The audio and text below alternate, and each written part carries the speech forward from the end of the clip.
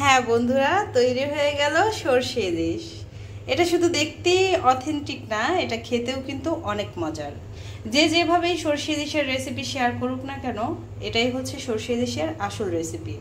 অনেকে বলে সরষে ইলিশে নাকি টক দই দেয়, কে দেয় বাবা জানি না, আমি কখনো দেই না। কারণ সরিষা ইলিশ বা ইলিশের কিন্তু নিজস্ব একটা স্বাদ আছে, স্বাদে গন্ধে সে নিজেই অতুলনীয়। তো তার সাথে আর অনেক বেশি কিছুর প্রয়োজন হয় না, সে নিজের স্বাদে এবং নিজের গন্ধে এবং নিজের রূপে সে এমনিতেই অতুলনীয়।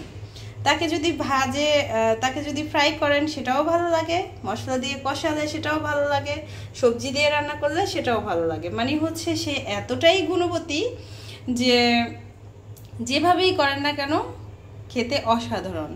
যাই হোক, সরষে ইলিশের আসল রেসিপিটা আপনাদের সাথে শেয়ার করেছি, আশা করছি ভালো লাগবে। তো ভালো লাগলে চ্যানেলটিকে সাবস্ক্রাইব করে পাশে থাকবেন। আর এরকম অনেক মজার মজার ইলিশের রেসিপি আমার চ্যানেলে দেওয়া আছে, আপনারা চাইলে কিন্তু ট্রাই করতে পারেন। সবাই খুব ভালো থাকবেন। আল্লাহ হাফেজ।